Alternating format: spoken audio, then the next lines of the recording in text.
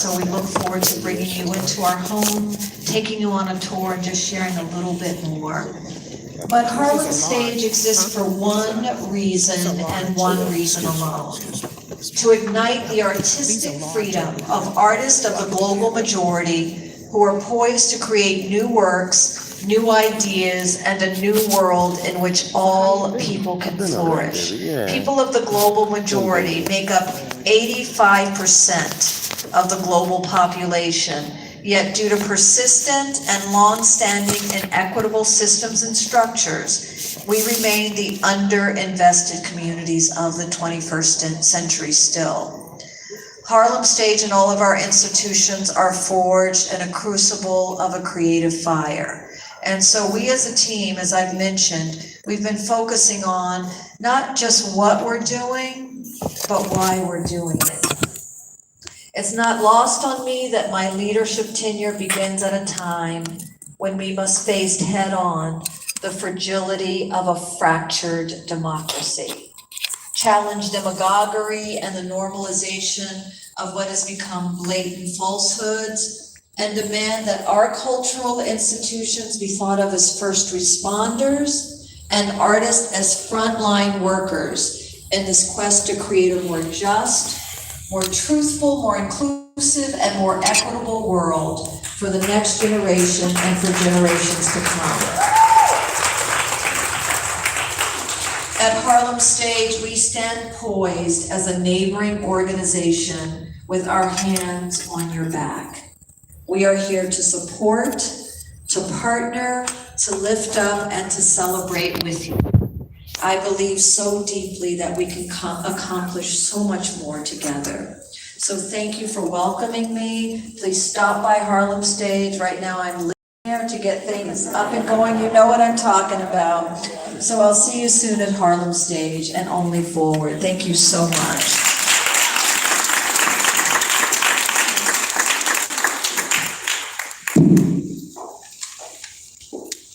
Thank you.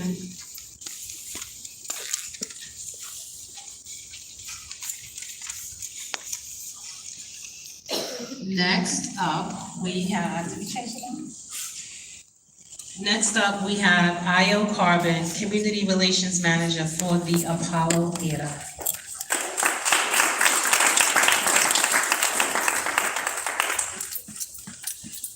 Good morning, everybody. Good morning. All right, I got here a little late, but as you all know, MTA stands for May Take a Week.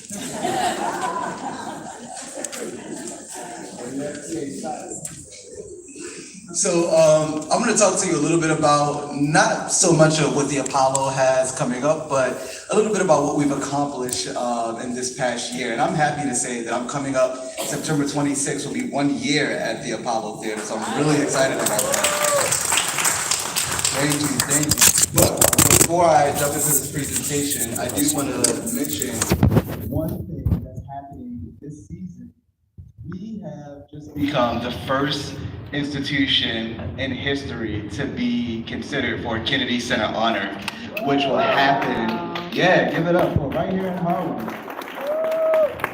It's so apropos for this to happen in our 90th year. So in our 90th year, right here in Harlem on 125th Street, we now have the largest Black performing arts center in the country. And the Apollo, we now also have the first institution to get a Kennedy Center honor.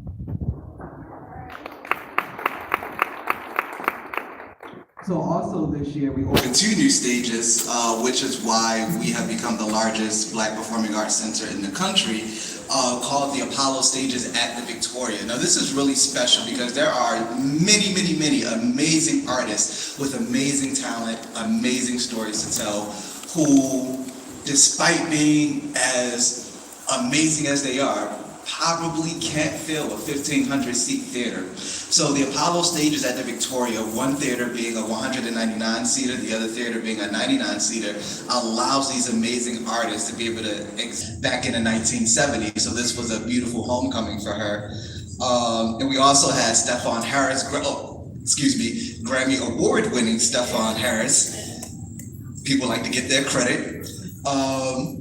And I also want to just point out, we all know that the Apollo somewhat operates as an economic engine on 125th Street. So we decided to also add in here some data just about how many people who come to these shows actually eat and dine in Harlem, either before or after these shows. So 50% for Diane McIntyre Group, 63% for Stephon Harris. And my personal favorite of the three shows that debuted was these Brooklyn artists called the Soul Science Lab, who put on a show that asked the very quintessential question. It's been 100 years since the Harlem Renaissance. What might the next 100 years look like? And so in asking that question, they created this scenario and said, what if our giants of the Harlem Renaissance existed today, but they had Twitter and they had TikTok and they had all these things? And it was pretty funny. If you read some of these essays that Dubois and some of these other people were writing about each other, these guys did a really good job in combining our history with today's culture and asking that question. It was actually a really, really good show. Also at the Apollo stages at the Victoria, I don't know how many people know this, but we actually have an art gallery that's free and open to the public that you all can go to at any time. And it also has been a part of the Harlem Art Stroll. We actually have an international artist from Senegal who will be opening his next project called the Boombox Project at the art gallery at the Victoria, happening in October. Also, with respect to our education programs, we have a program called School Day Live, where we have teaching artists come in, and I'm telling you guys, these artists are bad. They do acting performances, dance performances. It's targeted to middle and elementary school students mostly, but I gotta tell you, as a 30-year-old, and if you guys thought I was younger than 30, I like you. I mean, I learned so much at these events, and these events are always either low cost or free. Last season, the highest ticket for these events was just $5. But this was one teaching artist who came in who did a one-woman show educating young people about Bessie Coleman. These are all the schools that are in Harlem that participated in our School Day Lives last year. And 356 of 507 students were from Harlem schools across these shows. I'm gonna skip this because I want to get to something that I think you all want to hear about, which is our upcoming Culture Forward program. Now, some of you may be asking, what is Culture Forward? Culture Forward is a subsidy program that we're going to launch this fall that will allow independent artists and cultural institutions to be able to rent one of our brand new Victoria theaters at the cost of only $500 per day. Now, having said that, because I see some of y'all taking your phones out, y'all got a little excited, like how much to perform at the Apollo? Don't get too excited, I'm just kidding. But that is the base cost, and depending on what your production may require or may need, other things will be charged a la carte. Also, with the Apollo stages at the Victoria and Culture Forward, here are the details and the criteria. Your organization must be mission aligned with the Apollo. You cannot have, if you're a cultural institution, you cannot have an annual operating budget that exceeds $750,000 a year, because we want to make sure that this program is accessible to the people who actually need it. So that means if you can afford to go rent something on Theater Row, then this program is not for you. We want to expand access through this program. Also, you must be in New York City. So that means if your organization is in Jersey or your organization is in Connecticut, this is not the program for you. We want to make sure that we are providing this space for people who are in Harlem, in New York City, not outside of our catchment area. We also, this past spring, did a beta test where we offered this reduced rental rate to several organizations around New York City as somewhat of a beta test, because when we do the actual rollout, we want to make sure we work out all the kinks, we work out all the issues, we actually figure out what it is that we need to do to best serve the organizations when we do the official rollout this fall. So yes, please stay on the lookout for Culture Forward, and I have business cards too. If you want to email me to get on the list to be amongst the first people to receive the applications, then we can hook that up for you before we leave today. And before I end, I just want to skip to some last things about community relations. Now, this is where I come in because I have to justify my job because I don't want to be fired anytime soon. From January to June, I spent about 52.50 hours representing the Apollo at community events throughout Harlem. When I first got hired, one of the things that was said to me was, some people kind of look at the Apollo as if it's like a city on a hill, and we want to make sure that we're in the community. And when I talk to people who were born and raised in Harlem, and I hear these stories about how people used to sneak in to see James Brown, and I hear these stories about how people used to hide in the bathrooms when shows were over so they could be in the next show. Those stories are really special, and so we're working hard to make sure that we reroot and replant ourselves as best in the community that made us who we are. And one of the things I always say at the Apollo is Harlem is why we are who we are today. Because if we had been in the Bronx, if we had been in Brooklyn, if we had been anywhere else outside of Harlem, there's no guarantee we would be the world famous Apollo Theater that we are today. So we cannot, there we go. So we can't take this community and the people in this community for granted. Also, I do want to say that we're launching this in about 3 weeks. We are starting a new page on our community because a lot of people come to our theaters and they face a lot of challenges. And we're a performing arts center and we can't necessarily respond to all the challenges that people face. So we decided to use our website, which receives about 87,000 monthly visitors. And we collected the websites of organizations in Harlem, all around New York City, that provide either free or low-cost services to the community. And we're gonna give them space on our website, on our community resources page, so that we can use our platform and the many people around the world who tap into our social media, tap into our emails, our email list, and tap into our website to make sure that we are promoting organizations that do powerful work in our communities. And I see Luther in the back, and Harlem Bomb Shelter is one of those organizations that will be listed on our website. And we'll also use our social media, which has about 500,000 people connected through all social media platforms, and our email list, which has about 350,000 people around the world, with an open rate of about 40%, which means about 100,000 people are opening our emails every other week to make sure that we're using our platform and our resources to support the good work that other organizations and programs are doing. So if you would like for your organization to be one of those, please connect with me. I have cards. And with that, I'm going to close because I'm a former debater, so that means I can talk a very long time. Thank you. Speaking of, next up, Luther Annabis Islam. Okay, Lord. Writer, performer, Broken Mirror Slam Poetry Play.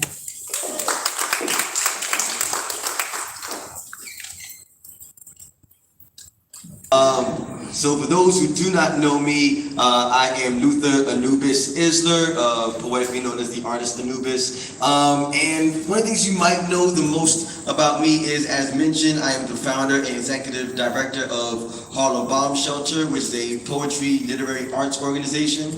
And we've been running for almost 13 years, so I'm very excited about that. And one of the most amazing things in these last 2 years is that I've been able to accumulate a team who get to run things without me. And that is a milestone when you can let stuff go sometimes. Yesterday we had our open mic, but another open mic who's co-producing my show was happening at the same time. So I was there, then I left the team, and I went down to another open mic. And so that has allowed me to focus on my first one-man show. And I was only going to do 2 shows. I did the first one, I planned it in January. I was going to do it for my birthday. You know, I had like my own little, what I call like birthday depression every year. It's like that moment where you're like, what have I achieved at this particular age? And the thing about that is it's not a fair mentality. Meaning, throughout the year, you know all the things you're achieving. But then when that moment, your birthday comes up, it's like, I haven't done anything, and that's not true. So one of the things I started learning to do is to do something on my birthday, achieve something on my birthday to kind of make my mind realize I'm doing something. So I called Boza Rivers and I said, hey, can I do 2 shows? And he said, sure. And I was like, great. And apparently, I actually created a good show. It wasn't my plan. My plan was to do something for myself. And a producer came up to me and hugged me and said, do 9 shows. And I said, okay, yes, ma'am. So we're almost there. We're almost there. I've done 7 shows. I am tired. Thank you. Our last 2 shows are at our biggest theater yet. It's at the Triad Theater, 100 seats, 100 plus seats. If I get to 100, I'll be excited. And I'm reaching a goal. I can do it by 1 o'clock today because, you know, they're not quite sure I can do it. And so my goal is by 1 o'clock today. I think we can sell out. So if you're interested at all, go ahead and get your ticket. What's the show about? The show is pretty much me talking about my therapy sessions. But I get to use poetry, comedy, and some storytelling. We covered dad life. I got my 2 daughters in the building. Say hi, daughters. They're like, do a poem about us. I said no. It's in the show though. So if you want to hear that poem, it's in the show. I talk about my dating life. It's not great. Talk about Black death. You know, just what it's like just being a Black person in America. Where you're constantly thinking about certain things. Talk about just daydreams and goals, right? And the crazy thing about daydreams is having to wake up and make them come to life. And for me, one of those things is working on my social anxiety. I'm good at structured socializing, as in behind the mic, but unstructured socializing, I am not as comfortable. My therapist tells me to practice talking to people by talking in a mirror. So for one of those exercises, I would step to the mirror and see a man looking back at me. And I ain't like how that looking glass looker was looking, so I punched him right in the teeth. His mirror world shattered into 7 continents, and each cracked 360 degrees. So now I'm faced in 2,520 directions, but I got all eyes on me. So I ask, do you know who I am, mirror? I be the reason the sun rises in the east and sets in the west. The borough of Harlem is the hood I represent. So even celestial bodies know it's best to keep distance. I ask, do you know who I am, mirror? I be the reason the moon makes the ocean wave. Ever since the day the moon walked by me and I put a crater in his face. I said, if you ever eclipse me again, there'll be nothing left to save. Because when you see my meteorite strike, you go from craters to the grave. Do you know who I am, mirror? I be what was before the chicken or the egg. Before the beginning, when beginning was only beg. Don't ask what I bring to the table, I be the table legs. Don't ask if my cup is half empty or half full, I be the whole damn keg. I'm the soul in soul food, soul cycle, and soul seasoning. The climax that makes your mind remove all reasoning. The love that made Juliet make her own heart stop beating. The feeling you can't define when life loses all meaning. Like when I look in the mirror and don't recognize the person I see. When the person you've been holds a plastic bag around the face of the person you want to be. When the tears you cried are so salty, your eyes burn through every good dream. When your mirror is broken and you're cutting your fingers trying to put back together each piece. When that person is me, I look at me and remind me I be magic. A slingshot where every setback is a set up for a comeback, setting my trajectory from the tragic. I be success, not for me to be the best, but to be the best me, not for easy money or easy women who succeed.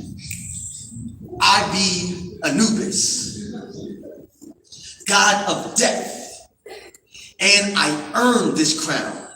When depression was doing deep dives in my pool, grabbing my leg to make me drown, the devil saw me standing on a subway platform edge. He promised to take my pain away if I leap off the ledge.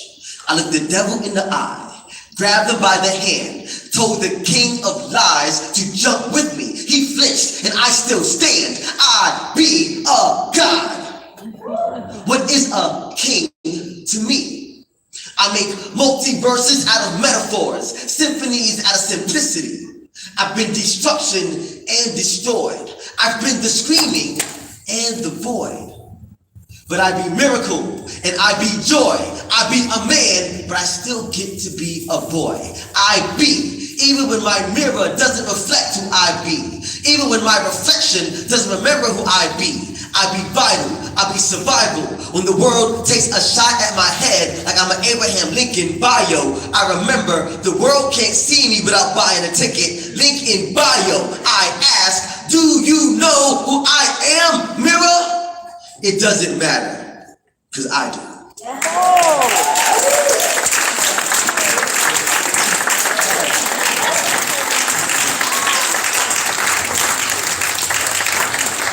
And that is the opening of the show. So if you are interested, please support tomorrow's show. I got flyers in the back. I got flyers in my pocket.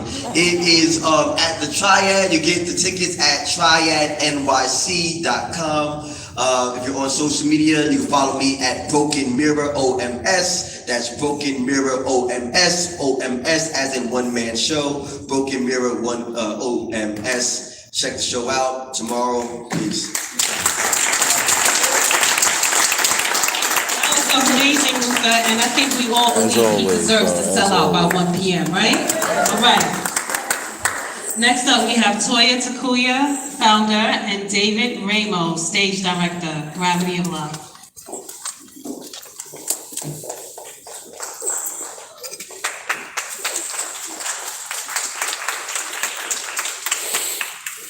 So much. My name is Atsushi Toya Tokuya, and I'm a composer of musical Gravity of Love. And first of all, I would like you to watch the video. Please start the video, please.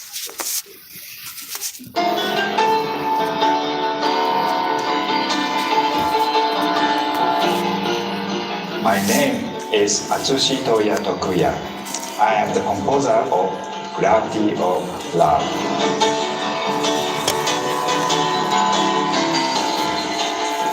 Toya shared with me that he was working on a musical, and the musical was going to be called Gravity of Love.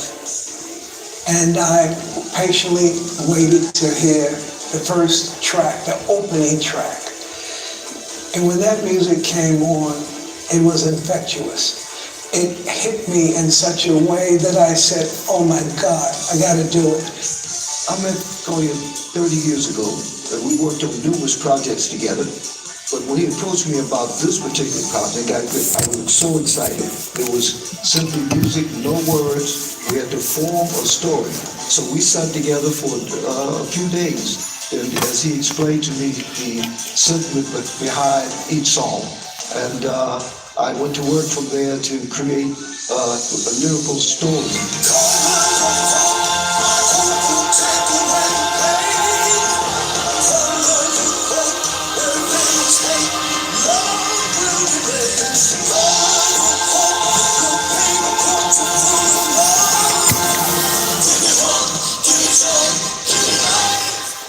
I think what people can really look forward to when they come to see the show is not exactly knowing what the experience is going to be. And when you sit down and you first hear Toya's music, and it's just so ethereal, you just become involved in the piece. And as the story progresses, and as you become more and more aware of what you're listening to, and allowing yourself to accept that, it's just such a freeing experience.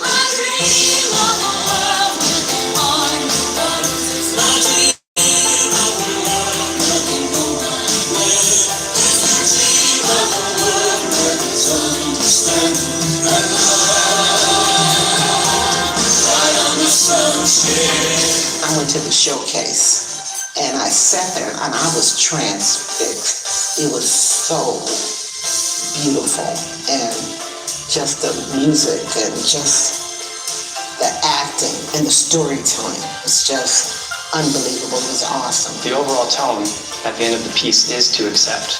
and to cherish and love each other. That first song just knocked me off of my feet. And I said, wow, this is really something. I gotta be involved in this and we gotta make it happen. And I just fell in love with the music and what it represented. Gravity of Love is so timely, so important, with such a powerful message. 愛、そして分かり合う心を大切にする。それが信じ合える、そして平和の世界を作り上げるんじゃないかなって思っています。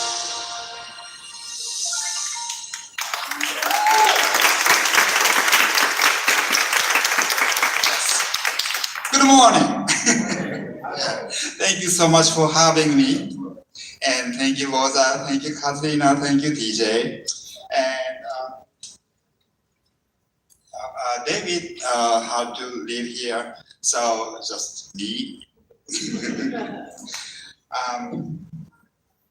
Once again, my name is Toya, and love, peace, and equality are everyone's wishes, right? Yet, war and discrimination persist.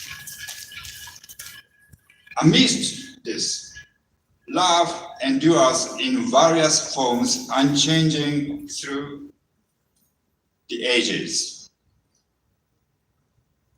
The inspiration for this musical stems from the deep desire for peace, inherited from my mother, who survived air raids, and from the issue of cultural, physical, and economic discrimination and hatred occurring worldwide. Through music, we will explore not just the superficial words of love and peace, but the true meaning of peace born from tears on the battlefield, and a world without prejudice seen through suffering and conflict. We will delve into the quality and the equality and preciousness of life, the universality of love, and the belief that every life has value. Moreover, the essence of freedom lies in respecting others' freedom, and it is crucial to accept and share differences in culture, appearance, economic status, and opinions. In this musical, we aim to contemplate and share a realization of peaceful, discrimination-free world. Thank you so much. And thank you, Rosa. Thank you, Kathleen, PJ, and my wife over here. Thank you. If you'd like to contact me, just come to me and I have a card, and or you can contact Rosa. Thank you so much. Thank you, Toya. Next up, we have Amina Salam, Creative Director and Educator, Abstract Visions, LLC.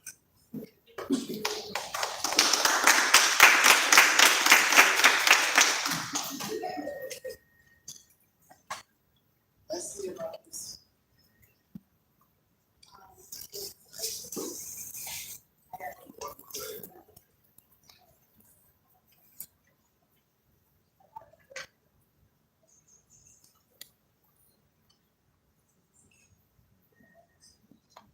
And I'm trying to see.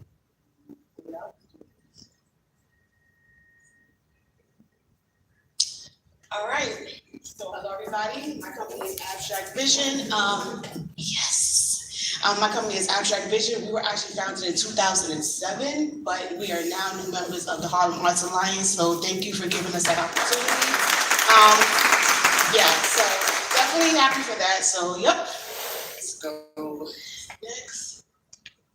Welcome to Abstract Vision, where creativity. Wait, hold up. I want to be nicer.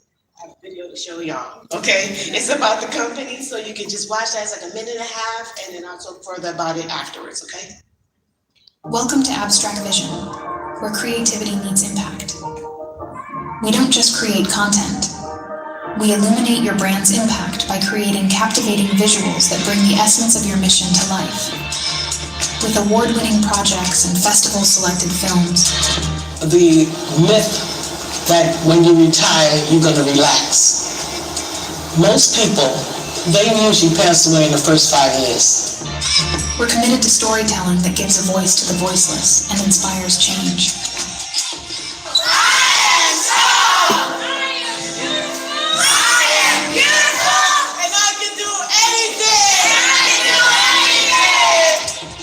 We are proud to empower BIPOC communities through our innovative media education initiatives. Our collaborations create opportunities, build careers, and support local talent as we continue to teach creative, responsible media skills to open new doors. Join us in redefining media.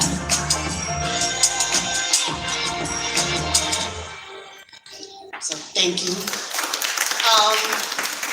First of all, it is super awkward to be up here. I mean, it shouldn't be because I've been teaching for a very long time, but I'm one of those people that likes to be behind the camera as opposed to being in front of it. But the reason why y'all just even like finding out about Abstract Vision or myself is because of that, and that's a problem that I'm pushing through. And people should know about what the work that's been happening is phenomenal. I think I'm phenomenal, and y'all should get to know that. I'm just saying, I'm doing better with giving myself flowers. So. It's awkward as hell, but we are here. All right, and with that, God doesn't play. It was very interesting because I heard my mother's right there in the red in the front recording me. What's interesting was, what's interesting is I heard her talking to the young ladies behind, and she was saying something about people always talking about their accolades, like what degrees they have and everything, and that doesn't always have to be like how you represent yourself, which is funny because she doesn't know when I created this presentation, I purposely took that out of mine. At some point I have to talk about my degrees and stuff when I come to the education part because, you know, we work with kids, you guys say, I have this degree, you have to say it. But when we talk about who we are as people, it's not always these paper, you know, successes, like, oh, here's my, no, I did some awesome stuff, but so I did a lot of awesome things. I'm originally from the Bronx and Harlem. You know, some people from New York were not in one place. Let's keep it real. Like, we had to go to our father's house on the weekend, that was in Castle Hill. And if I had to come to my grandma's house, she was on 131st. If I had to go to the east side, 1199, I was all over. I am one of those kids. But I've been solid in Harlem for over 25 years, so that is it. All right. My name is Amina Salam, and just talking about who we are, like when I say I am community, I truly am. Again, she didn't know that this was happening. I chose this picture. If you see all the way in the far corner by the door, that's her, my mother. But you see that mischievous looking girl with the two fingers up behind the person's head, that would be me. And I really felt like this is a good picture to show to represent who I am, because you should never forget who you are at the core. And I feel like the people who's never lost that inner child are the ones who are truly winning. So I am trying my best to work hard at like continuing to embrace her, because I miss her, and it's just awesome to always have that. Especially when you work with young people, you should always have that too. So I have the blessing of just being completely authentic, which always keeps me good with young people. But how much stronger could those relationships be when you remember who you are at that age as well? All right, so that's why I showed this. I'm a proud mother. She's not here because she had an attitude and I just really didn't want that to interrupt my vibe. She's 14.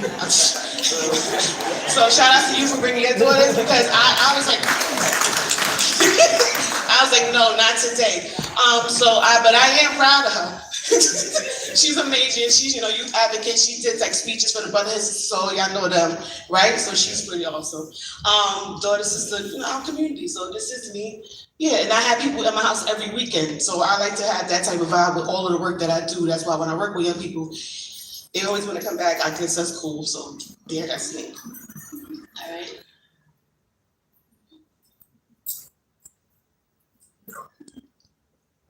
All right. So Black Media Matters. So you see that what we do is media media production, filmmaking mostly. And I think that we're doing good with having, at Harlem, we're here at Harlem School of the Arts. We're pretty good at showcasing our art and our media here, but on a global scale, it could be much better. When we're talking about professions in media, we still are a small percentage, and it should be much higher than that because we're the ones who's buying all of it. Like, they're using our likeness, like they're inspired by us, so we should be the ones also making money from it as well. So, and the reason why it's such a slack in that is because a lot of these programs teaching people about media are not starting just from a school level, just teaching it in the schools. So I have a background in teaching I think I started teaching in 2009. They had me teach ELA, which is hilarious. I told them, let me teach media. This is what I do. And I was able to do that for a long time.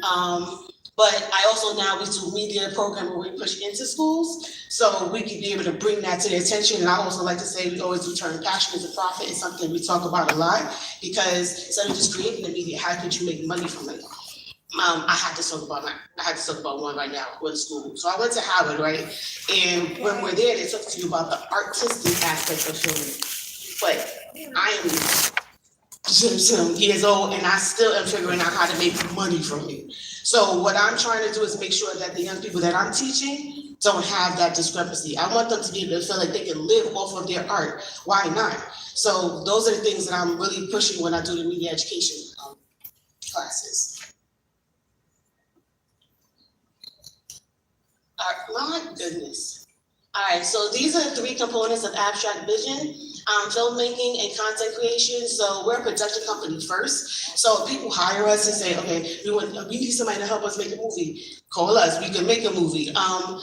I know some of y'all probably saw in the video, some people that was familiar faces, like you probably saw some of the Harlem Honeys and Bears in the video if you peeped it. We did a documentary about them. It was called Swimming Against the Current, and it got a lot of film festival recognition, which was really great. And I thank them for giving me that opportunity to focus and showcase their amazing work. And then we also did a documentary called Taking Your Best Shot, which was a documentary about the New York City Housing Authority's basketball tournament. The only reason that they was able to get funding for this year's tournament was because the documentary that was made the year before. And before that, they had a 15-year hiatus because they couldn't get any money. So that's what I feel like I'm most proud of when it comes to our content creation. It's not like we're just making a movie and then that's that. It's doing something to bring more people to whatever subject we're focusing on. But I don't just do documentary. Y'all can make the narrative too. We did that in 2015. It was a sold-out show at Penn's, Poets Den Gallery right on 108th Street. But yeah, if you're a brand and you want us to create content, and you want us to create media for your social media, we can do that. Then there's the educational initiatives, pushing into the schools, teaching media production. And then what's a new sector is the mindfulness for creatives of color. I want to do more things where we're creating a safe space for creatives of color. And I'll talk further about that now. All right, I don't have to talk about what we go through as Black people, people of color. We already know the things. But then we're at a further disadvantage when it comes to being among creatives. Creatives, we have a lot that's going on in our minds, and sometimes we just need some safe spaces just to feel like we have people that we can relate to. Even a poem that was just told by Luther, right? Like, even you said your dating life. I want to do some events where it's like creatives can come together and maybe try to figure out how to date each other, because Lord knows people don't know how to deal with us. So maybe finding a safe space that we can talk to each other. I'm just saying. And then especially at certain ages, like I don't really like when I see events happening, I'm like, oh my God, these are for babies. I don't want to go here. I want to go with people that are like around my age. So I want to do more events that are bringing together like creatives of color. So that's why I'm like, yeah, that just has to happen. So that's what I'm excited about, I'm just saying. All right, so going back into the media education part. Like I said, I gotta start talking about what I did. So we are MWBE certified through the city and the state, which I'm thankful for. I also have the New York State teacher certification for media communication. So literally, I can teach at any DOE school because I'm certified as an actual teacher. We're all teachers, but you get what I'm saying on their paper. All right, on their paper. And I also have my graduate degree in special education. The Possibility Store is our nonprofit. You see, we all have masks on. This happened in 2020 was the first time we did it, and it was really cool. It was a hybrid setting, and it was basically we had pastor, we had lawyers, we had principals, all people of color, and they were talking to young people. We had over 100 registrants, and it was pretty cool. And that for me, like I said, I like to do things where we're teaching young people how to turn their passions into profit, and they can be excited about all different types of careers. And they need to see people that look like us in those fields. I don't really feel like people talk so much about being a pastor, so that was really cool to have one be present and be able to talk to the kids about that type of career, because I wouldn't even think about like where do you go to school for that? Most people don't know that, so that's why we did that event. And the next stop we've really been working on for a couple of years, and I'm not gonna lie, is going to Ghana. That was before everybody wanted to go to Ghana, so now I'm like, oh my God, the tickets are like twice as much now, so that's annoying, but whatever. All right, and also something that we've done in regards to mindfulness for creatives is like on Facebook, on Instagram, we did Instagram lives with like congressmen and different artists, and we're just having conversations with different creatives, just talking about like what it's like for them to be able to create their art. What do they do? How do they get in the right mindset? Instead of taking a drug, how do you keep yourself creative? Those are the kind of things that we'll have conversations about, because it is important, because we know how easy it is to say, okay, let me smoke this weed instead of, maybe drinking some tea. I don't know, but you got to figure out ways to keep yourself motivated, and it's not easy when you're just trying to figure out how to take care of your life. So those are the kind of conversations we have. So what we have coming up, definitely put in an application for a space. I'm not gonna say where it is because I don't know who knows who, but I've been waiting for them to say yes. Don't know what's happening yet, so that's why I'm really happy to hear about different places that we could probably collaborate with, so we can have some type of events there, because I've just been waiting. So we can have our events and things like that. I'm looking to do a short film in the fall, and I'm looking to do a long narrative one in the spring. So I look forward to possibly collaborating with like Harlem School of the Arts, the Mama I Want to Sing, young people like that, because we're gonna have to be auditioning for things like that. And something I forgot to mention, when I keep talking about turning your passion into profit, when it came to taking your best shot, some of the young people that recorded that were people that were graduates of my program. So let's say 1 year, I taught media production on a contract with New York City Housing to teach their kids how to do media production, right? The next year, New York City Housing Authority hired me again to do the documentary. So I was just like, okay, so I'm gonna get some of the young people that I taught that did a really great job, and I'm gonna have them doing most of the recording. So what's great about that is they got their first film credit, and they got paid experience. So that's the kind of stuff that I do. If you hire Abstract Vision to do a job, I'm always gonna go back and see which young people I've already worked with that have been doing great, and to give them paid experience too. So I'm not just talking, I'm serious about making that happen. So hire us. You got some stuff you need to be recorded and showcased, just hit me up. For recaps, content creation, TV shows of film, we've done it, so just let me know. Fundraiser coming soon. I would love to do that in the winter time. So again, needed a space, so we'll see what happens with that. And we're here to collaborate, build. Just thankful for y'all having me. This is awkward, but I appreciate y'all taking your time to listen. Thank you, Amina. And next up is Shawnee, recording.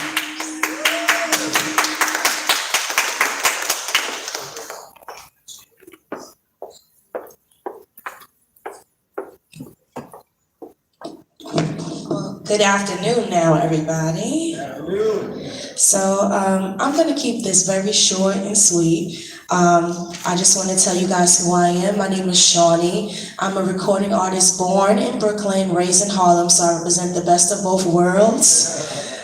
I just want to tell you a little bit about what I've done this year, and then I just want to sing something for you, if that's okay.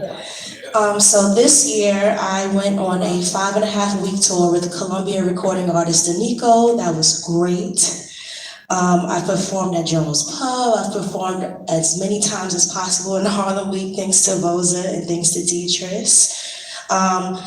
I'm really excited to be here today. I'm manifesting performing at the Apollo and working with Harlem Stage and Abstract Visions. And I guess I'll just sing this song for you. I have my own original music out. I reached 250,000 streams for my most recent single. Yeah, thank you. I don't know whenever the music happens. Oh, there it goes. Can it be a little higher? A little higher too. There we go. I know y'all know this song, so sing along. All you've got to do is walk away and pass me by. Don't acknowledge my smile when I try to say hello to you.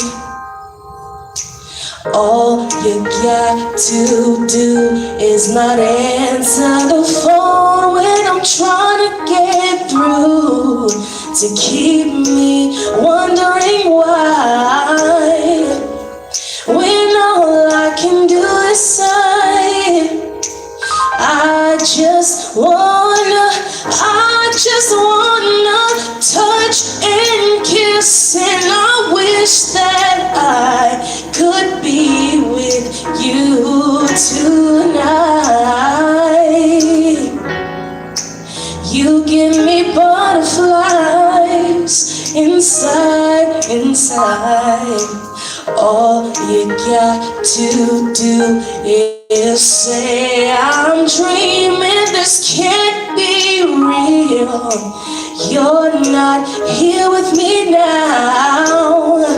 Still I can feel you near to me. Oh, near. I caress you, let you taste us, just so blissful. Won't you listen, babe? I would give you anything.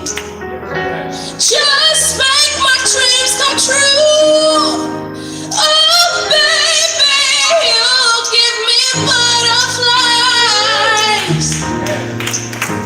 And I wish that I could be with you tonight. You give me butterflies inside. I just wanna touch and kiss, and I wish that I could be with you tonight. You give me butterflies inside, and I. Thank you so much. Thank you, Rosa. Thank you, Katrina. Thank you, Temple Jean, for having me. I'm proud to be a Harlem Arts Alliance member. And my name again is Shawnee. Ooh, that made my heart happy. Yes! That's our baby, by the way. Congratulations, Shawnee. That was dope. All right, next up, Pierre, volunteer, curator, and founder, Harlem Public Arts Project.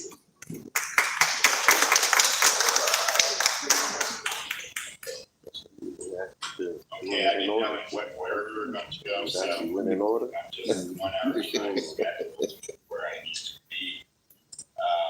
But I am very happy to be here. I'm very grateful to Bosa and TJ, and I'm very grateful for the whole art organization, Harlem Arts Alliance, and I'm very grateful to be part of the Harlem Arts Alliance family. And there are several individuals with whom I have worked with here, so now I really feel like I'm part of the family. And so my journey has been one that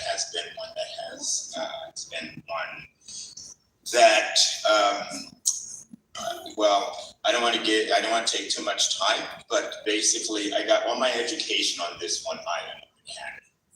Okay, I grew up on the Upper West Side, 109th Street between Amsterdam and Columbus. So my family was one of the family that was affected by the extinction or the gentrification process as it begun, because we were part of this phenomenon that when 109th Street, every other building was being set on fire. And eventually what was happening, they were boarding up the buildings, and then no one, then you just had to move, and eventually half of the neighborhood, half of the block was just like half abandoned buildings, and then today you go by condos, right? So haven't had been that part, so giving you that aspect. So then I went to middle school, junior high school, 108th Street, Booker T. Washington, between 108th and 107th. And then after that, I went to Chelsea, the high school fashion industry. And so from there, I got my education and learned from the best tailors in the world. By the time I was 18, I could make a $3,000 suit by hand. And I was taught by professional, we call them the dinosaurs of the old tailors, because they don't exist anymore. So we're taught by the true masters from Italy. And then after that, I went on to go 3 blocks away to FIT. Okay, at that point, I had enough experience in design, knew how to make things. I could see something, sketch it, make that, and so on. Then I wanted to do the management. So I wanted to see the world, went for international marketing. And at the time, in this country, we're still making things in this country. So we were taught as engineers how we were going to make things in this country most efficient. So one of the subjects that we learned was about time motion studies, and that's something to this day I have kept.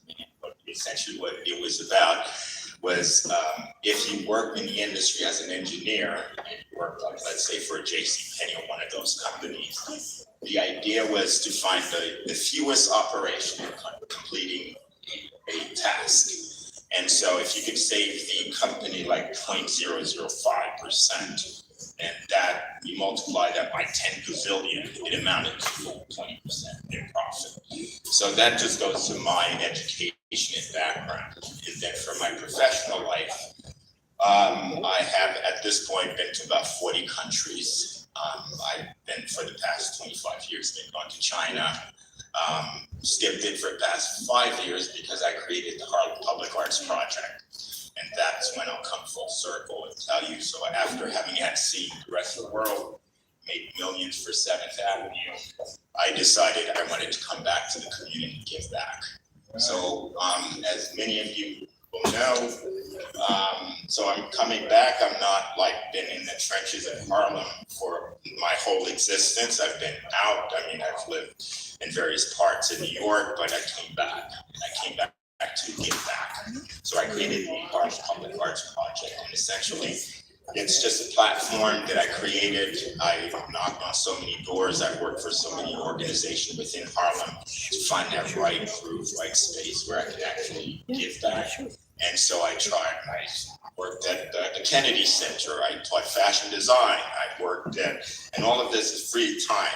I've worked at the Fortune Society. I don't know if you're familiar. That's where formerly incarcerated individuals. It's people coming back. So I gave that free fashion design. So I just taught them, especially during COVID. Some of them remotely. And then so having had said that is to say, as an artist, it seems like fashion is just such a small speck of what I have accomplished or I have been exposed to. And in terms of art, we created the Harlem Public Arts Project, and essentially what it is, it's a very inclusive organization. We are open to all form of art.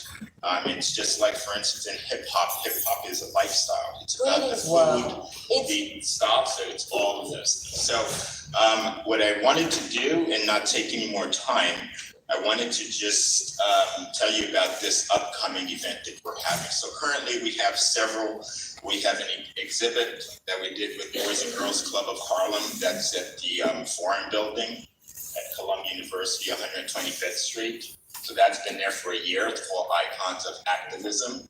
It's a 5x9 that we have the artists part of the organization made with the Boys and Girls Club of Harlem, kids from Boys and Girls Club of Harlem, and we did that at the State Office Building. So the reason why I'm here today is to tell you about the new exhibit that we're doing in our current exhibit.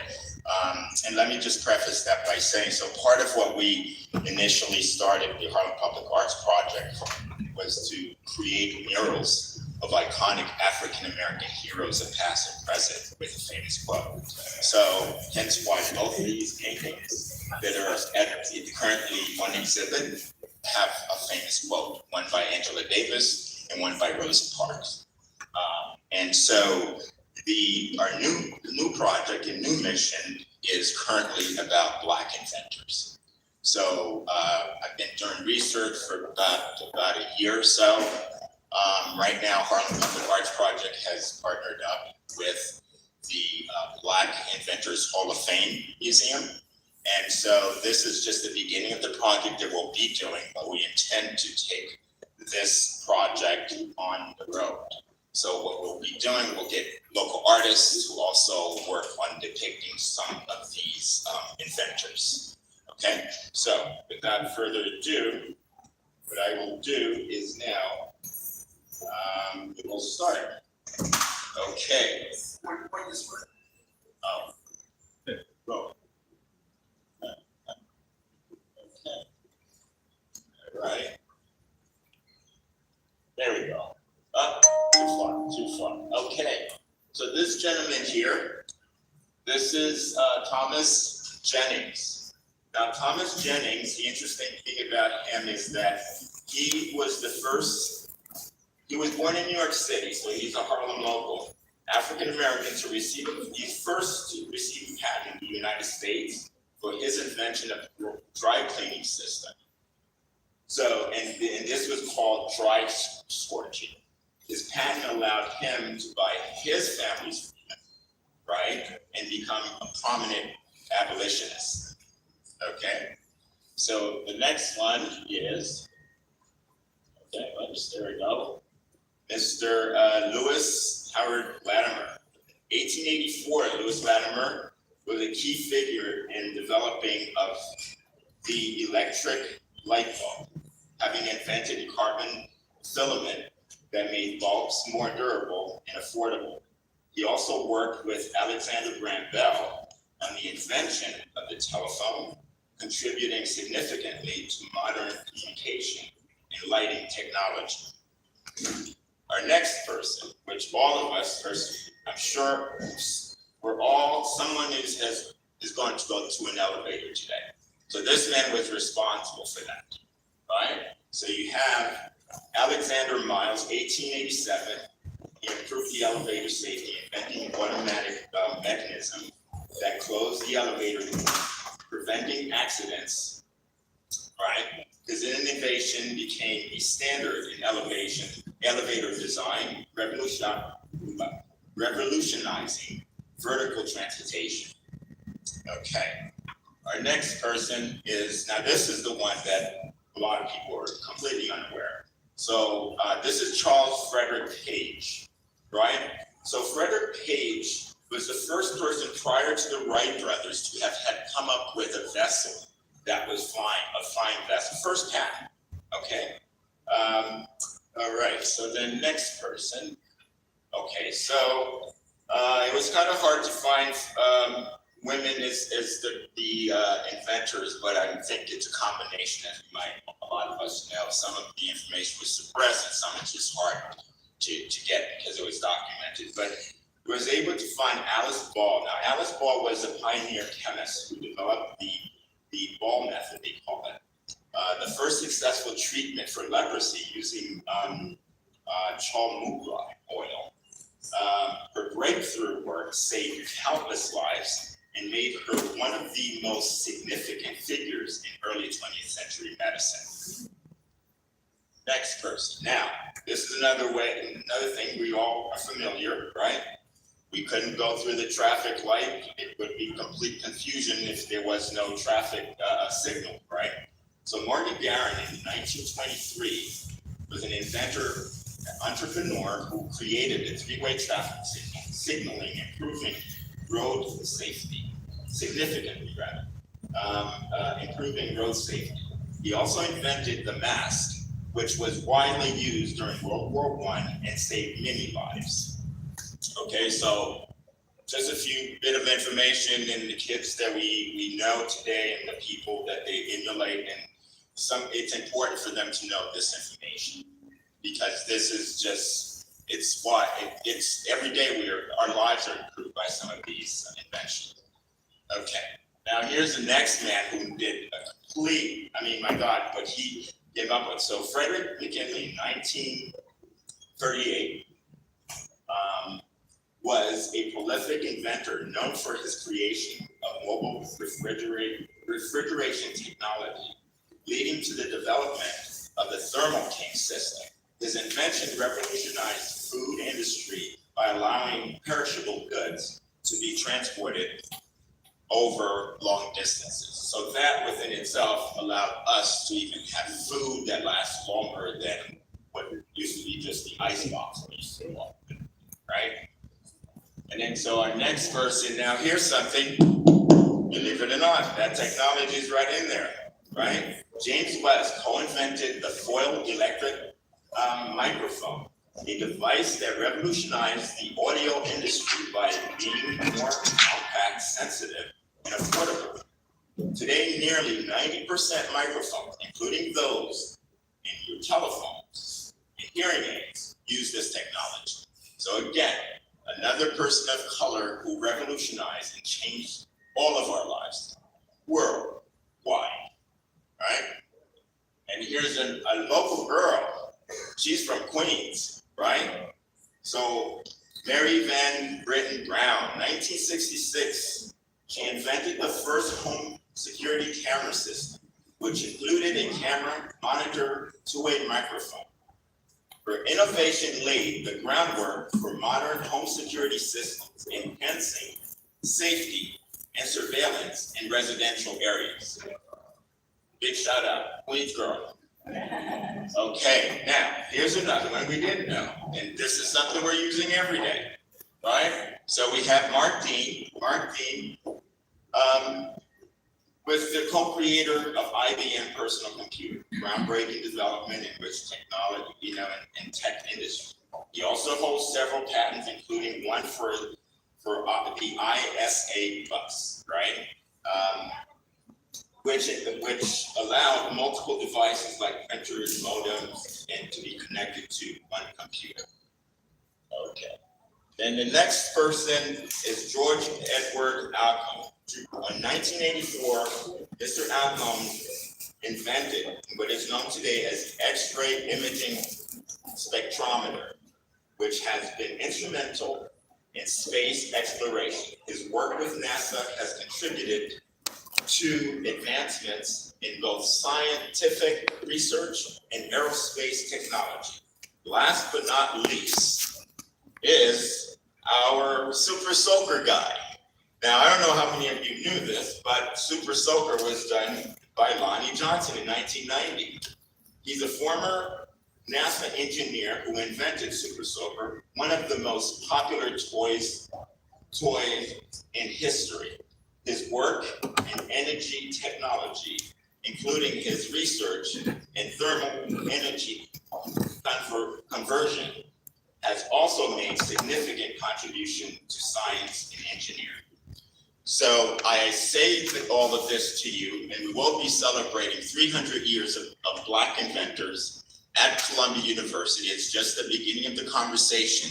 And so on June 30th is when we'll have the exhibit opening. Okay, we'll have all the information through Harlem Arts Alliance for all of those of you who are interested. And we would like to also let you know that we will be taking this on the road. So if anyone wants to participate, know anyone who wants to, and if you want to document it, please, because it's going to be a community thing. So it's going to be a group of artists doing this, and that's what we do. Okay, without taking any more of your time, thank you very much. Thank you so much. Okay, we have two more presenters. We're going to be really quick so that we can wrap up and close up the meeting. Next up, one of my favorites, come to the stage.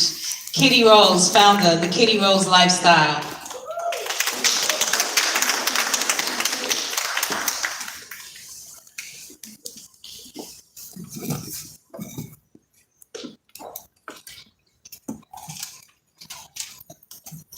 Good afternoon, family. How you doing, everybody?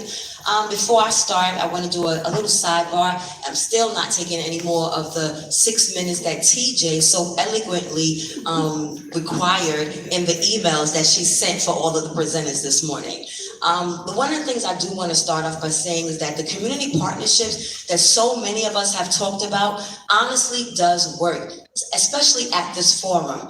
Coming to the Harlem Arts meeting and being a Harlem Arts Alliance member, I've gotten so many opportunities. One being the partnership that I've developed or cultivated with the Community Initiative of New York. Some of you knows us as TAG, Teaching a Generation.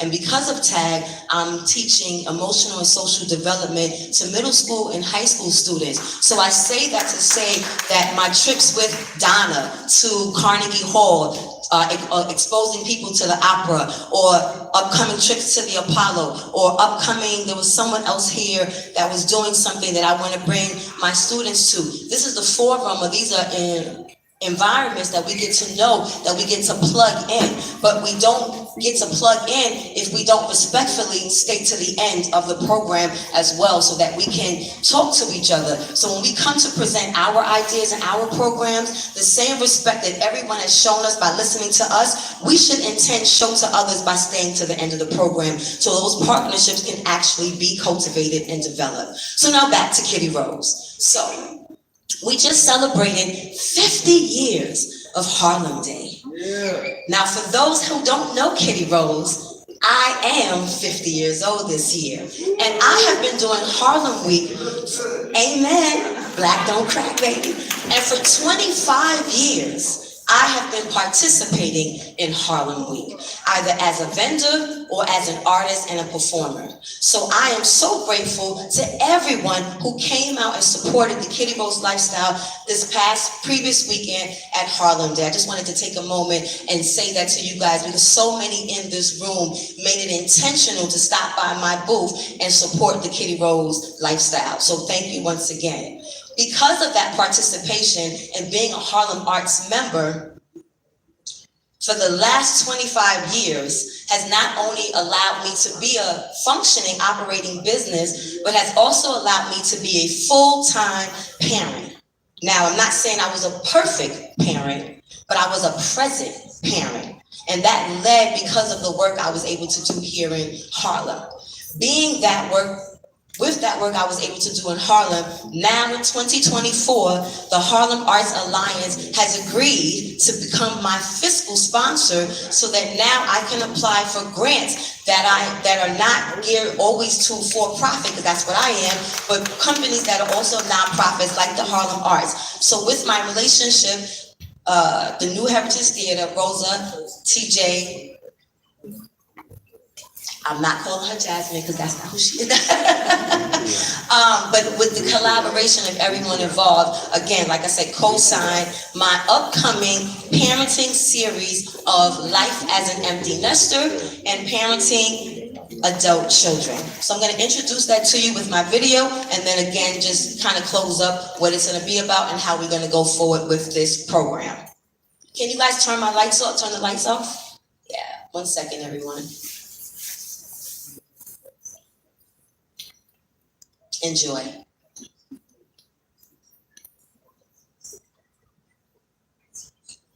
Greetings, world. It's Minister Cat, aka Miss Kitty Rose, and I welcome you to join me on a series of conversations where I'm going to be diving into what life is now like as an empty nester. For young parents who became parents, let's say around the age of 20-something, by the time 50 comes along, most of the time the children begin to leave the home.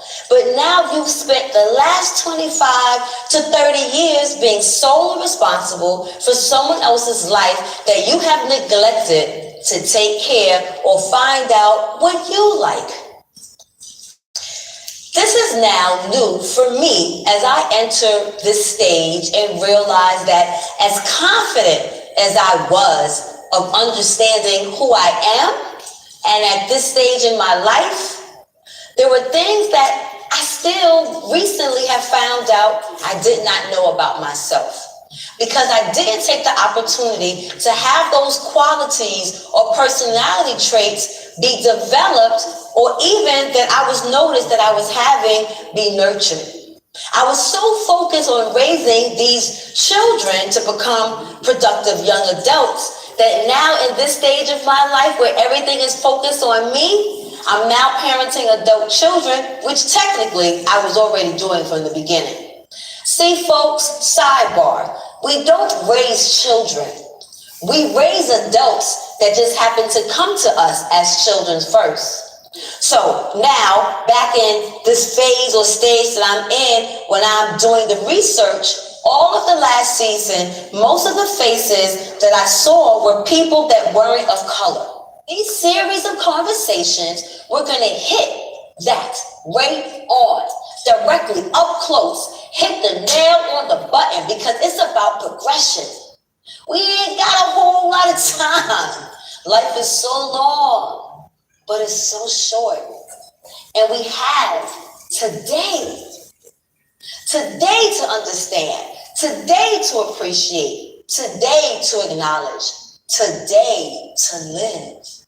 So if you haven't gotten that full understanding yet, which is normal because we are here also to be distracted. The devil knows that his time is short, and in his time being short, how better than to keep us away from serving Jehovah by keeping us confused, by not giving us the answers that make sense for our life. So that's what we need. We need human servants. We need representation. Even when it comes to sin and how to live through that, we need representation so that we can understand that everything we do, no matter the good, the bad, the ups, the downs, that Jehovah still loves us. And that Jehovah gives us opportunity for mercy because he understands that even in perfection, we fail. So if we are now imperfect, we can make informed decisions based on the love and mercy that Jehovah continues to give us every moment, every minute, every second of the day. Join me in this special series of conversations with tools and solutions on how to navigate through finding yourself in this life as an empty nester. With your girl, Minister Cat, aka Miss Kitty Rose. The revolution has begun.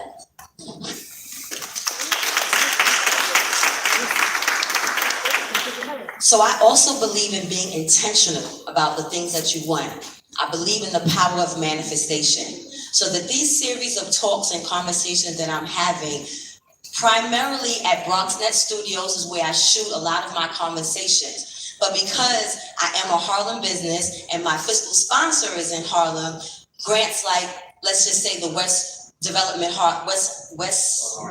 Harlem, thank you, West Harlem Development, where if I get selected, then I'll be able to use that grant money towards the studio shows that I want to do at Manhattan Neighborhood Network.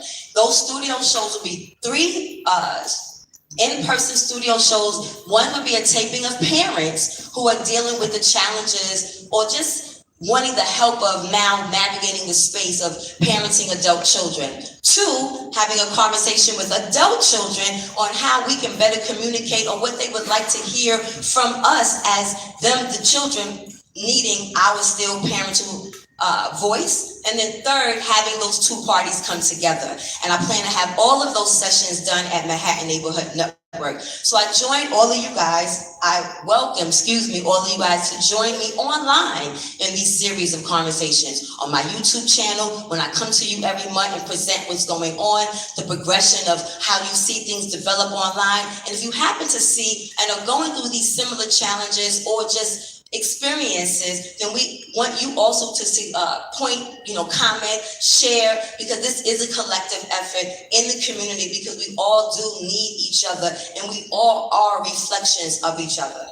And I believe that's it. So thank you for the time that's always spent. I appreciate you guys, and please, my name again is Minister Cat, aka Kitty Rose. Ms. Kitty Rose is how you can find me online. Ms. Kitty Rose 1 MS KITTYROSE, the number 1, all one word. I have done the work, so if you Google me, I am at the top of the Google search. You will find me, connect to me, let's collaborate, let's continue to grow, because Harlem is Kitty Rose, baby.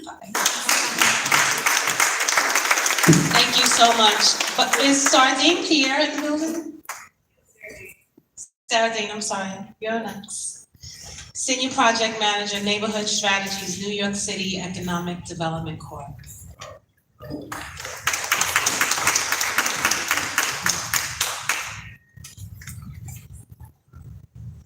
All right, good afternoon, everyone. Okay, my name is Sardine Pierre. I'm a Senior Project Manager with NYC Economic Development Corporation. And I'm here to share about a project that we're working on that reflects an important part of Harlem's history. It's the 126th Street Harlem African Burial Ground and Mixed Use Development Project. Just curious, do y'all know about the Harlem African Burial Ground, where it is? Just show of hands. Okay, about half of you, so that's good to know. But I'm going to talk a bit about the history of the project and what EDC is doing moving forward. So, a bit about the history. So the burial ground is as old as Harlem itself. It was founded in the 1600s when the Dutch first chartered on indigenous land, and they founded the Low Dutch Reformed Church, that's now known as Elmendorf Reformed Church. They had 2 cemeteries that were segregated, one for Europeans and then another cemetery for Black people. And through actually records from Elmendorf, we were able to find a family tree of people who were buried in the Harlem African Burial Ground. So in this family tree right here, we found someone named Phoebe Tamar. So her and about 7 other members of her family were buried there. So it was really great that we were able to find this piece of Harlem history, because it really goes way back when. And moving now toward the 1800s, when the city was starting to get more urbanized and expanding up north, the Dutch people, they sold the land of the church. They moved the plots of the white people up, I think, to the Bronx, and they left behind the burial ground of the Africans and the other Black people there.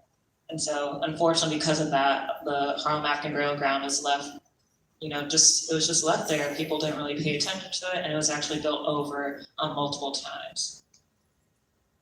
So throughout the 1800s and early 1900s, there was a bunch of different uses on the site. It was a beer garden at one point, it was some military barracks, and then eventually it became a bus depot, which is what stands there today. And it was actually not until the early 2000s that it was rediscovered, actually. That's part of the Willis Avenue reconstruction project. So as you can see in this picture right here, so what's in the red is the full city block. That's off 126th Street between 1st and 2nd Ave. And that sort of yellow triangle right there, that's the historic boundary of the Harlem African Burial Ground. And it wasn't until 2009, actually, when there was a group called the Harlem African Burial Ground Task Force that was formed to help advocate for a memorial of this burial ground. And then in 2015, that's when EDC got involved. The task force contacted EDC to help do an archaeology investigation on the site.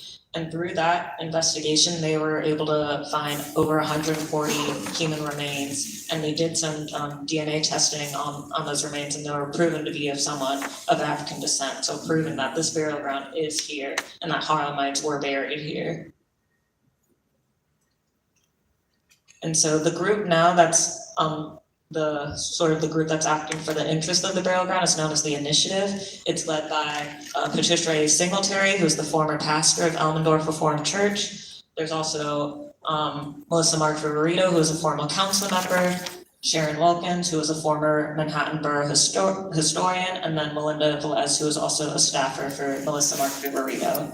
And EDC has been working with this group since 2015 on the archaeology project, as well as overall the vision for the future of the site. So a rezoning happened in 2017, and that sort of outlined the goals for the rest of this site. And so that includes creating a permanent outdoor memorial and cultural center as part of the site, to honor the history of the burial ground, but also to make use of the rest of the site that it wasn't part of the historic boundary. So the remaining of the site will include mixed income housing. Most of that will be affordable, about 80% of that will be affordable. There'll also be some commercial uses as well, and the intention is to support local Harlem businesses in that space. So right now we're doing another phase of archaeology work, because before we build anything over there, we want to make sure that we really know what's down there and make sure we're actually respecting the site before just doing, building another thing on top of it. So right now we're doing archaeology work of the full site, and that work started back in the summer, back in June. And they're already uncovering some remains, and that's a mix of people of African descent, but also indigenous, really reflecting the history of Harlem and just how much history that has been forgotten. So we're really hoping to uncover that and share that with New York.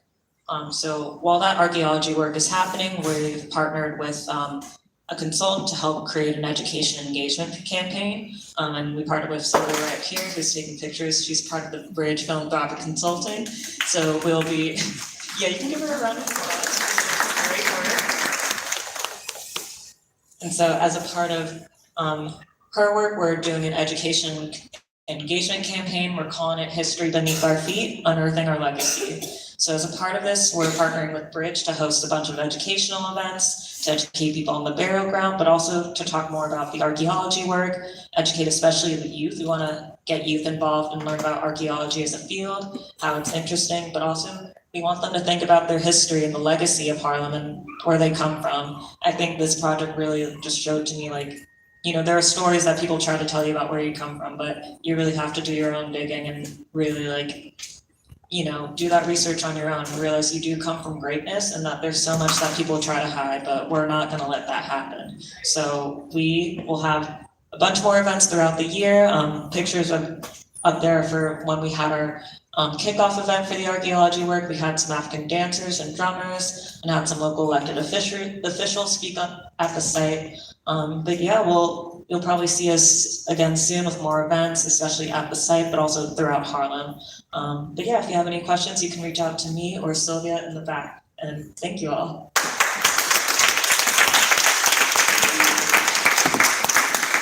Thank you so much, Saradine. And now here's a full circle moment because we're bringing Ann Kim back to close us out. She is our final performer, Director of Strategic Partnerships and Community Outreach for the Harlem School of the Arts.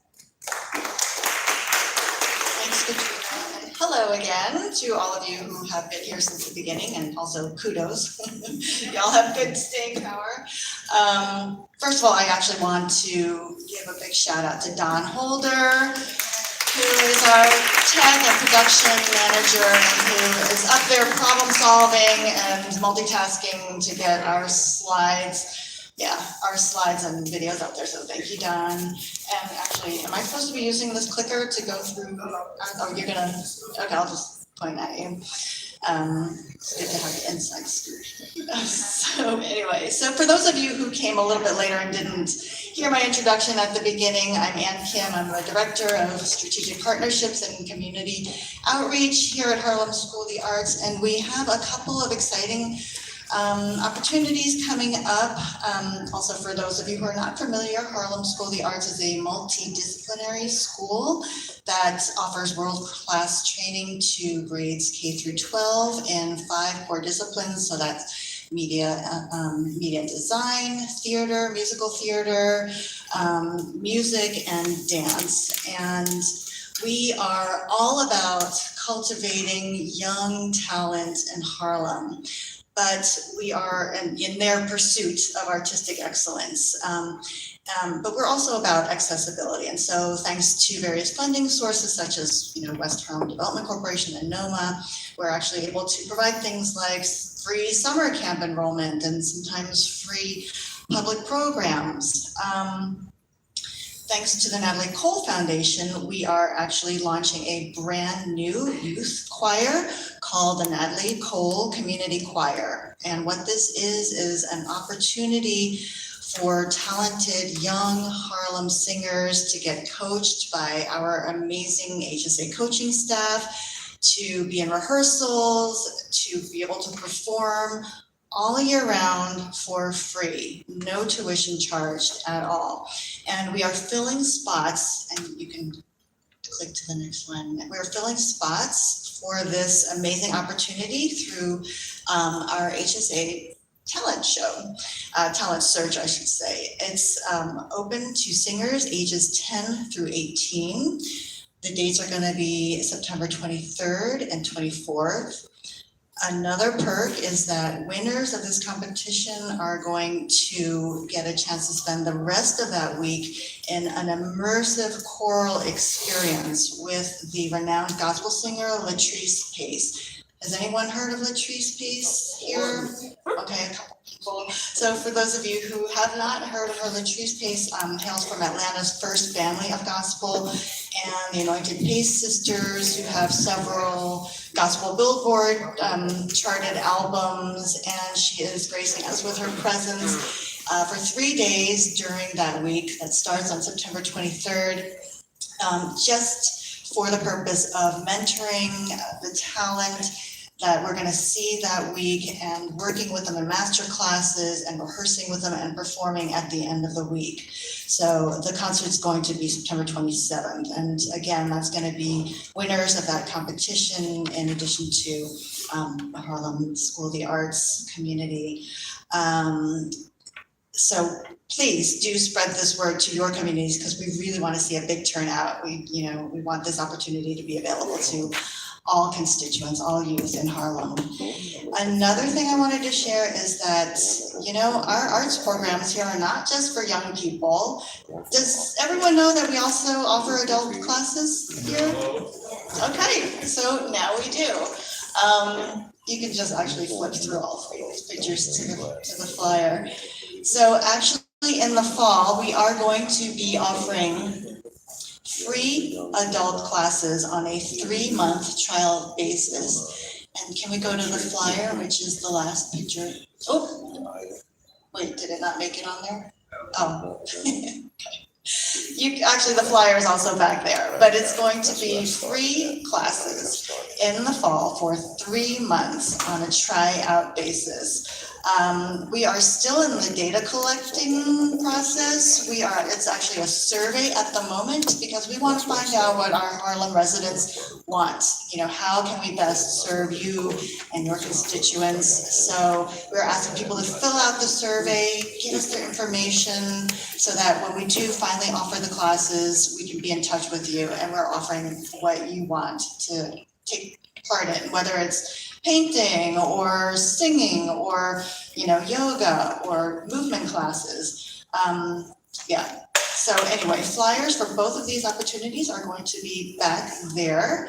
And we have one more thing that Renee, my colleague, is going to tell you about.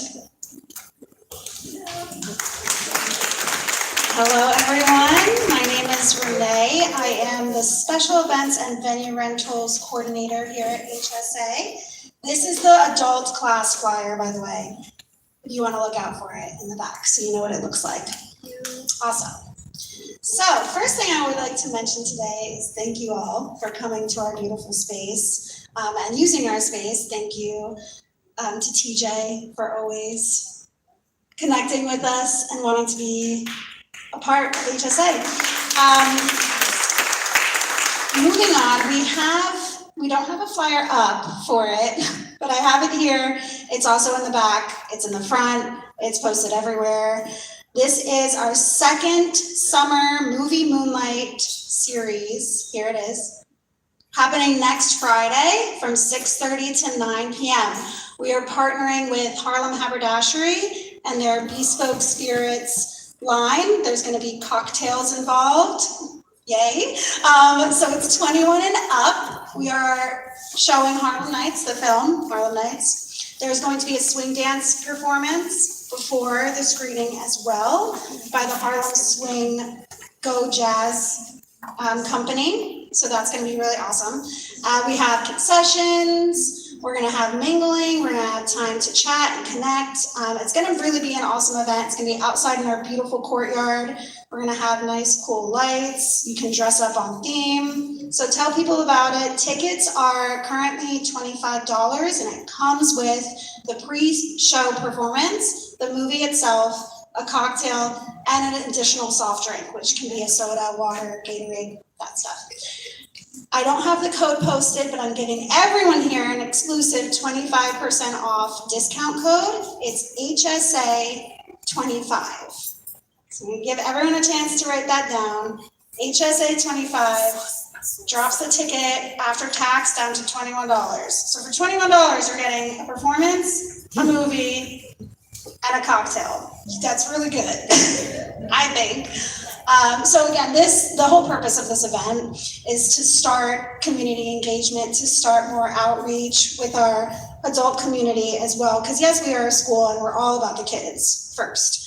But we want to branch out to everyone. So we want to use our space more and have more of these events so that we can just build community and chat and have fun too. So please tell everyone you know about it.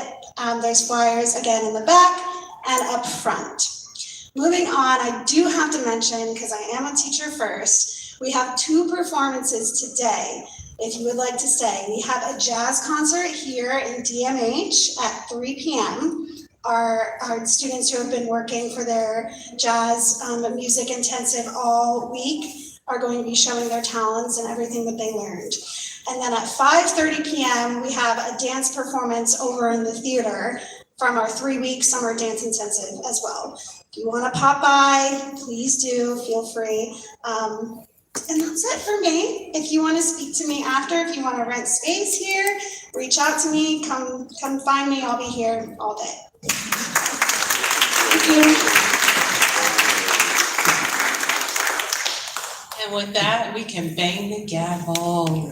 Thank you so much, everyone. We're gonna bring Bosa up so he can say goodbye to you all. He has said goodbye to you all.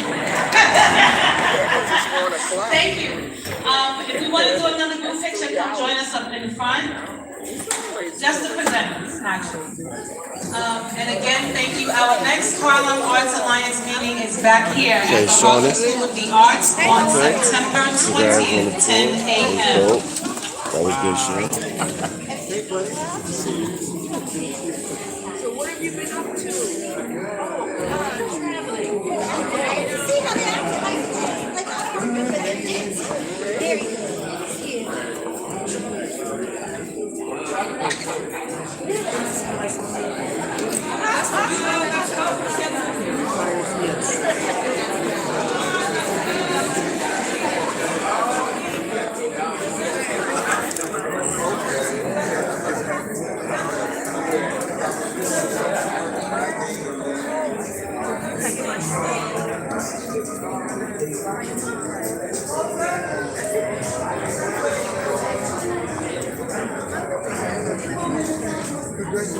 Good feeling. I know what it's like. Yeah.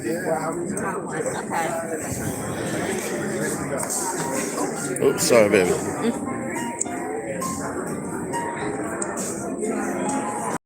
Sorry.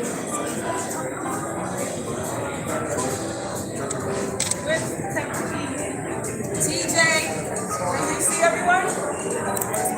Can you see everyone? TJ? Oops, sorry.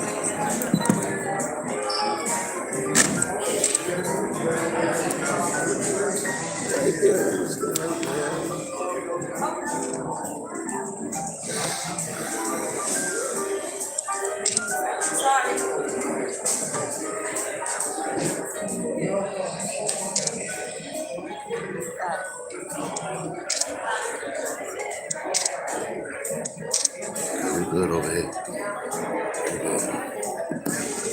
Y'all good? We're good over here.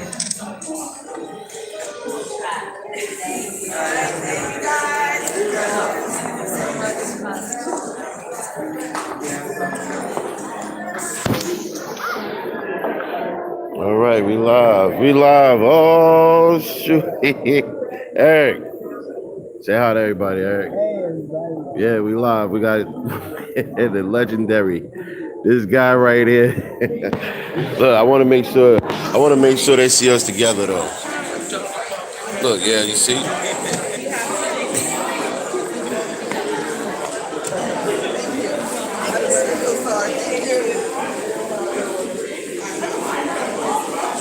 Okay.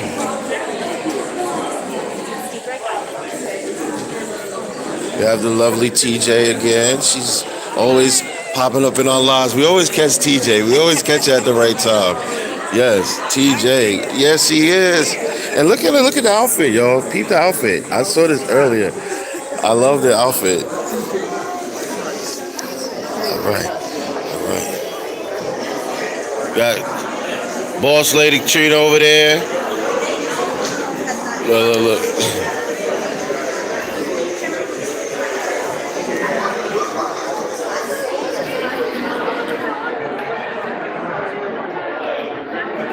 This is the afterwards, everybody.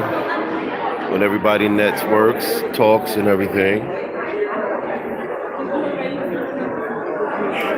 I get all my little shouts. Make sure we get the shout outs.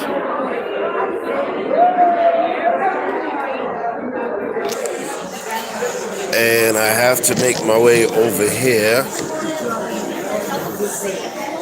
You could take a look at this one picture if you had a picture. Oh, are you taking a picture? No, go ahead. Oh, okay. No, we live. So then you're really going to want to see this. Oh, if you don't mind, I'll show it to. Okay, people, we're gonna get a live exclusive. Live exclusive of Kamala Harris. Let me sit down. Let's get this. Shirley Chisholm. As soon as I get it out. See, sometimes it's good when we're on the spot, guys. You never know what to catch. This is by one of my artists.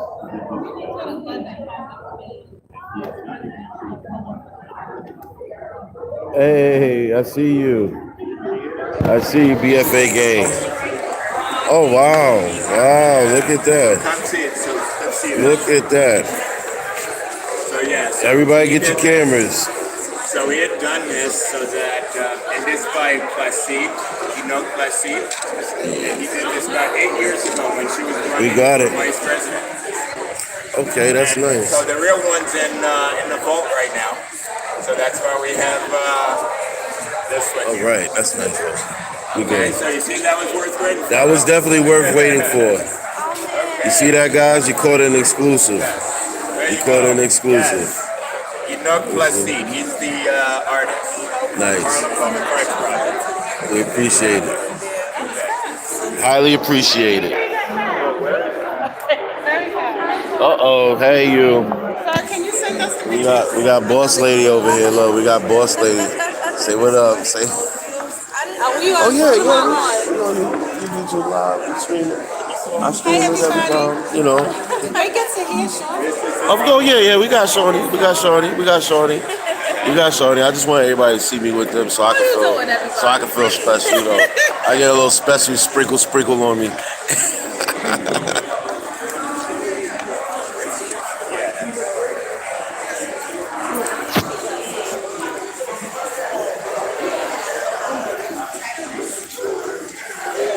And we had the man of the hour.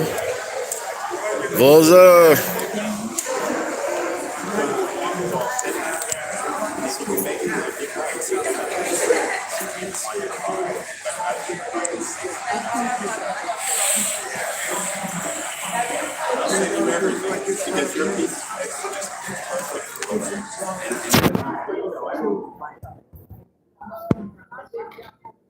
Oh, thank you. Hey, I see you. Thanks for coming through. I definitely see you. Definitely, thanks for coming through. And I'll get to the normal thing later when I get back up. So definitely thank you all for coming through.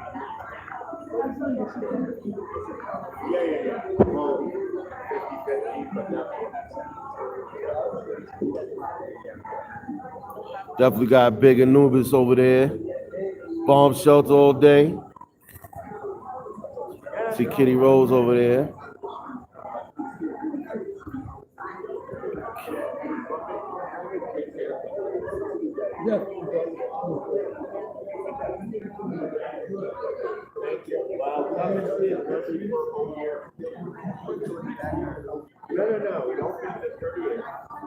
And right now this is all the Harlem School of the Arts. Harlem School of the Arts, everybody. That's where we're at. That's the location we're at right now. So you can see it.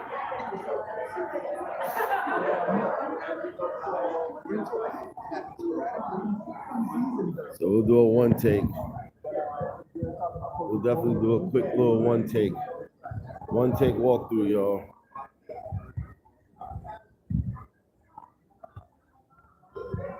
I know y'all see Kitty over there. I know y'all see Kitty. Y'all can't get enough of Kitty. Me too. One take walkthrough, everybody. I'll slow it up for everybody so we get a one take up.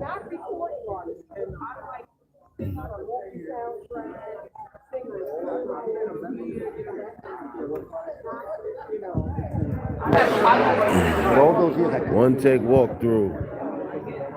Back over here.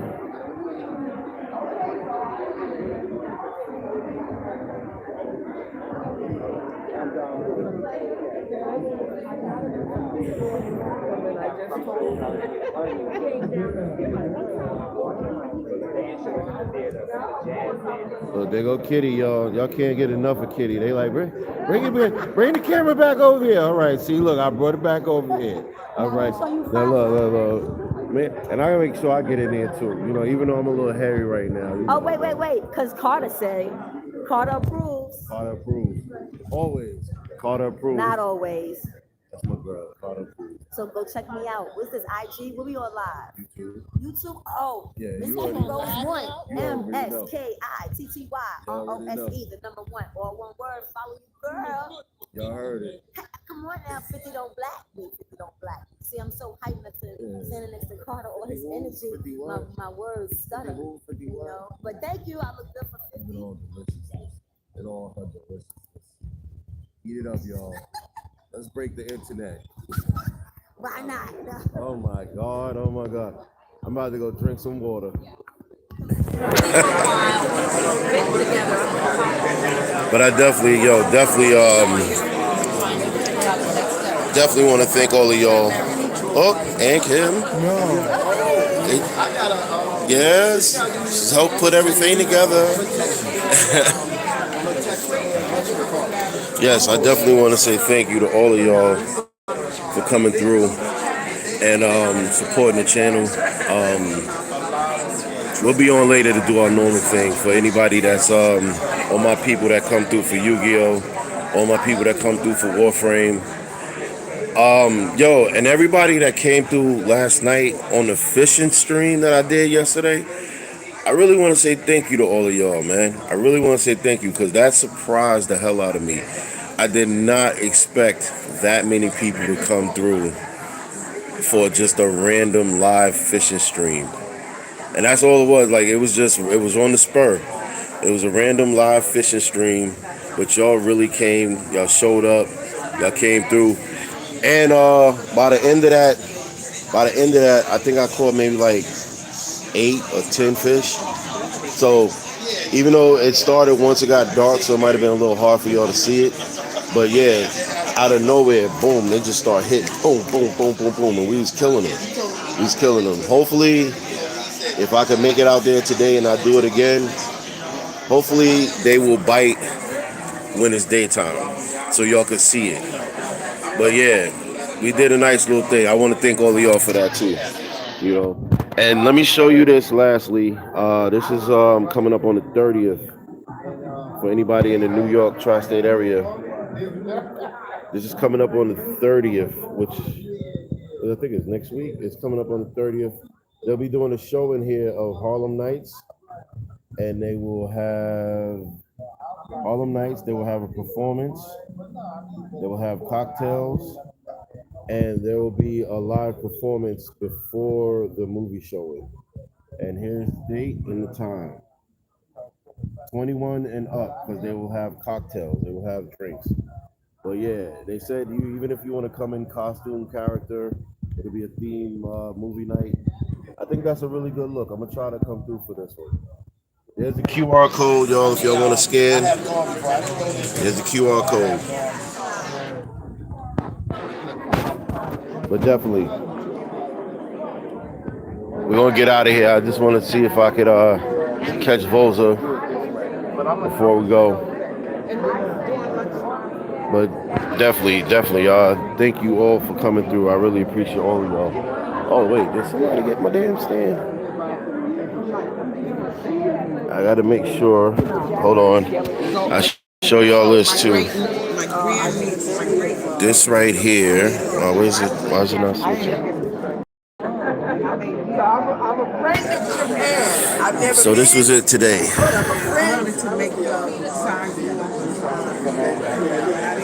Town hall meeting.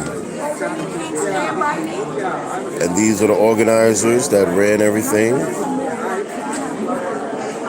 Shout out to Volza Rivers on this one.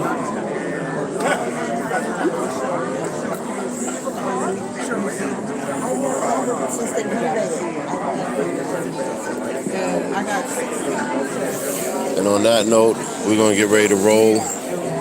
We're almost at the 2-hour mark, so we're going to get ready to get up out of here. Like I said, I appreciate all you guys for coming through.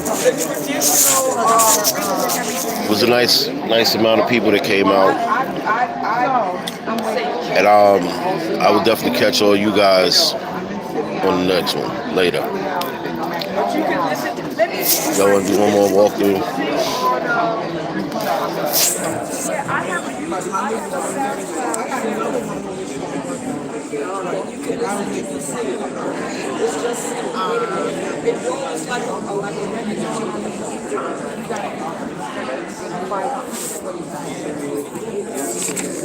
If I have a sound,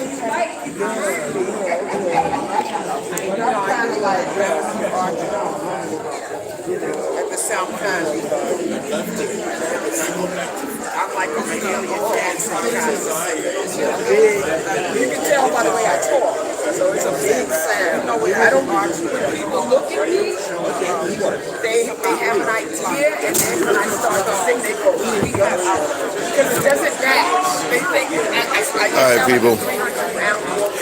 It's good to see you all. Thank y'all for coming through. This will be reposted on the Harlem Arts Alliance, YouTube channel. It'll be reposted there.